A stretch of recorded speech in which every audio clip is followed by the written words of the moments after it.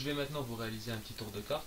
Donc un tour de carte très simple, hein, qui se joue tout d'abord avec deux rangées de 4 cartes, que je vous place ici. Une fois ces deux rangées de 4 cartes placées, je demande normalement à un spectateur de choisir une des deux rangées. Comme je n'ai pas de spectateur, je vais donc lancer une pièce et choisir donc la rangée dans laquelle se trouvera la pièce. Celle-ci.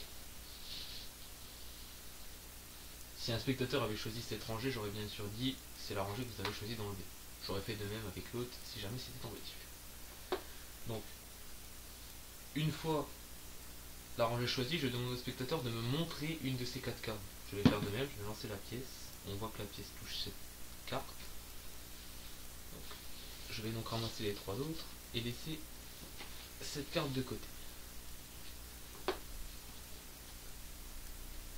Maintenant, je vais simplement faire 3 paquets avec un certain nombre de cartes. Un nombre, peu importe le nombre de cartes, hein, ce nombre n'est pas très important. L'important est juste d'avoir 3 paquets. Je vais ensuite analyser les 3 premières cartes de chaque paquet.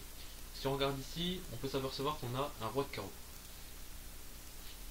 Roi de carreau que nous allons donc poser ici. Nous allons remettre le reste du paquet ici.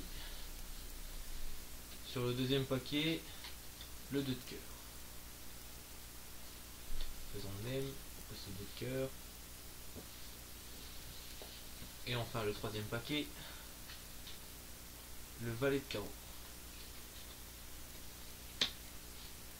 Donc, comme vous avez pu le constater, ces 3 cartes sont 3 cartes totalement différentes. Nous allons donc à présent regarder la carte sur laquelle j'ai jeté la pièce. Totalement au hasard bien évidemment.